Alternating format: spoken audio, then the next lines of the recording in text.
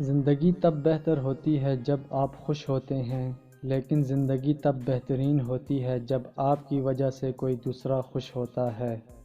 کبھی کبھی ہم غلط وقت پہ غلط لوگوں کے سامنے رو پڑتے ہیں۔ لوگ غلط نہیں ہوتے، وہ بس ہمارے حق میں صحیح نہیں ہوتے۔ جب کوئی نہ سمجھ رہا ہو تب خاموش ہو جانا بہتر ہے، بحث باتوں کو بگاڑ دیتی ہے۔ آپ خود ہی اپنے لیے بہترین دلاسا ہیں، بہترین دوست، بہترین دنیا اور مشکل وقت میں بہترین تھپکی جو آپ کو کبھی ہارنے نہیں دیتی۔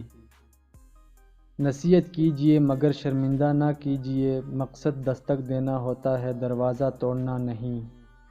برے لوگوں کو بھول کر اچھے لوگوں کی تلاش سے کہیں بہتر ہے کہ ہم لوگوں کی بری باتیں بھول جائیں اور ان کی اچھی باتوں کو تلاش کریں۔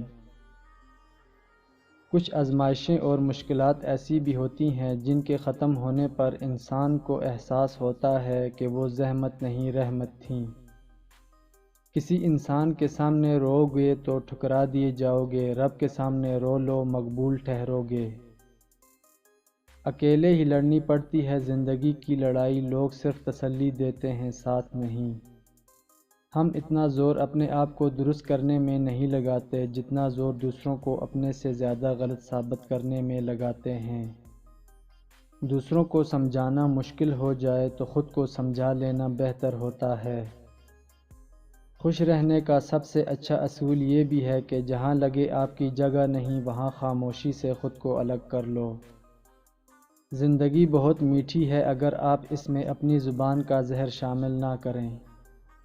سوچ اچھی ہونی چاہیے کیونکہ نظر کا علاج ممکن ہے لیکن نظریے کا نہیں۔